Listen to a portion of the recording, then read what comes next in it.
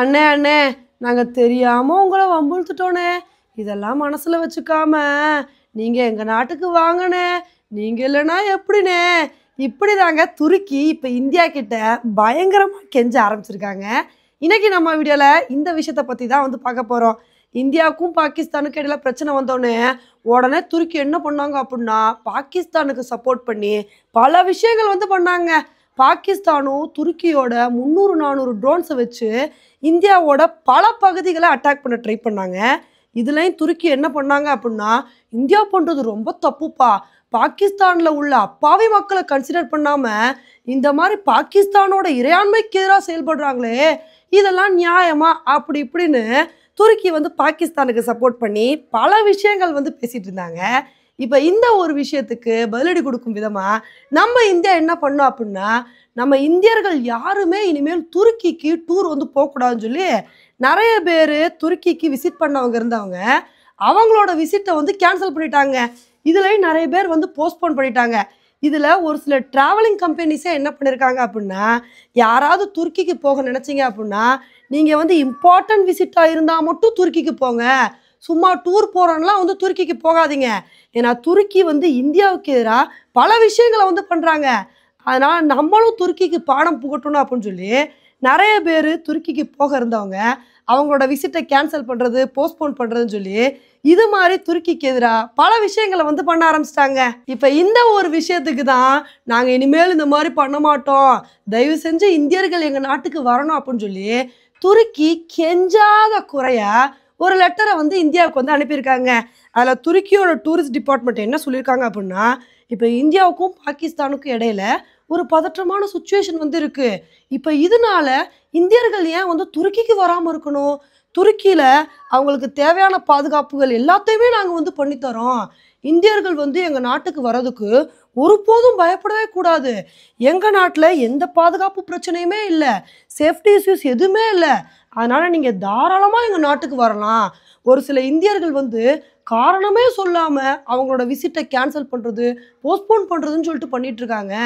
இதுக்கெல்லாம் என்ன காரணம்னே எனக்கு தெரியல. உங்களுக்கு நாங்கள் ஏதாவது இன்னும் ஏற்பாடுகள் பண்ணித்தரணும் அப்படின்னா தயவு செஞ்சு அதை எங்ககிட்ட சொல்லுங்கள். அதுக்காண்டி எங்கள் நாட்டுக்கு வராமல் மட்டும் இருந்துடாதீங்கப்பா, உங்களை எப்பயுமே துருக்கி வந்து வரவேற்குது அப்படின்னு இந்த மாதிரி கெஞ்சாத குறையாக லெட்டர் எழுதியிருக்காங்க. இப்போ இந்த ஒரு லெட்டர் தான் சோசியல் மீடியாவில் பயங்கர வைரலாக ஷேர் ஆகிக்கிட்டு இருக்கு. இப்போ இந்த லெட்டரை பார்த்து கூட நம்ம இந்தியர்கள் யாருமே மனசு இறங்கலைங்க. ஆசை தோசை அப்பளம் வடை, நீங்கள் இந்த மாதிரி லெட்டர் எழுதிட்டா உடனே நாங்கள் துருக்கிக்கு வந்துடுவோமா? நாங்கள் கஷ்டப்பட்டு எங்கள் பணத்தை செலவு பண்ணி உங்களோட நாட்டுக்கு வருவோம். ஆனால் நீங்கள் என்ன பண்ணுவீங்க? அந்த பணத்தை வச்சு நாங்கள் பாகிஸ்தானுக்கு ஹெல்ப் பண்ணுவோம், பாகிஸ்தானுக்கு ஆயுதங்களை கொடுப்போம் அப்படின்னு சொல்லிட்டு கொடுப்பீங்க. நாங்கள் இதை சும்மா பார்த்துட்டு இருப்போமா? நீங்கள் எப்போ பாகிஸ்தானுக்கு சப்போர்ட் பண்ணுறதை நிறுத்துறீங்களோ அப்போ தான் நாங்கள் உங்கள் நாட்டுக்கு வந்து வருவோம். அது வரைக்கும் நீங்கள் என்ன லெட்டர் எழுதி கெஞ்சினாலும் சரி, நாங்கள் உங்கள் நாட்டில் காலடி வைக்கவே மாட்டோம் அப்படின்னு இது மாதிரி நம்ம இந்தியன் நெட்டிசன்ஸ் வந்து கருத்துக்களை பதிவு பண்ணிட்டு வந்துட்டுருக்காங்க. உண்மையிலே நம்ம இந்தியன் நெட்டிசன்ஸ் வந்து துருக்கிக்கு ஒரு பெரிய பாடத்தை பூட்டிட்டோம் அப்படின்னு தாங்க வந்து சொல்லணும். இப்போ நம்ம இவ்வளோ தூரம் ஏன் வந்து கோவப்படுறோம் அப்படின்னா, துருக்கி வந்து நமக்கு எதிரான நிலைப்பாடில் இருந்தாலும் 2023 துருக்கியில் வந்து ஒரு நிலநடுக்கம் வந்துச்சு.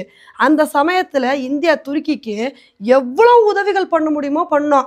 நம்ம வந்து ஆப்ரேஷன் தோஸ்த் அப்படின்னு சொல்லிட்டு ஒரு ஆப்ரேஷன் கண்டக்ட் பண்ணி நம்மளோட விமானங்களில் துருக்கிக்கு தேவையான பொருட்கள் எல்லாத்தையுமே வந்து அனுப்பி அங்கே உள்ள மக்களுக்கு வந்து ஹெல்ப் பண்ணோம். அப்போ துருக்கி வாய்க்கிலேயே பேசுனாங்க, எங்களுக்கு இந்தியா தான்ப்பா நண்பன், இந்தியா எவ்வளோ தூரம் ஹெல்ப் பண்ணியிருக்காங்க பார்த்தீங்களா, உண்மையிலே இந்தியா தான் தோஸ்த் அப்படின்னு சொல்லிட்டு அவ்வளோ தூரம் பேசினாங்க. இப்போ இந்தியாவுக்கும் பாகிஸ்தானுக்கும் இடையில பிரச்சனைனா உடனே கம்முன்னு இருக்கணுமா இல்லையா? நாங்கள் பாகிஸ்தானுக்கு தான் சப்போர்ட் பண்ணுவோம்னு சொல்லிட்டு சப்போர்ட் பண்ணால் நம்ம இந்தியா சும்மா விடுவோமா? அதனால தான் இப்போ நம்ம இந்தியா வந்து துருக்கிக்கு இவ்வளோ பெரிய ஒரு பாடத்தை வந்து பூட்டியிருக்கோங்க. ஆனால் உண்மையிலே நம்ம இந்தியாவை நினச்சா ரொம்ப பெருமையாக வந்திருக்குங்க. மாலத்தீவும் இதே மாதிரி தான் இந்தியா கிட்ட வந்து வாலாட்டினாங்க. அப்போ நம்ம இந்தியா என்ன தெரியுமா பண்ணோம்? ஒன்றுமே பண்ணலை.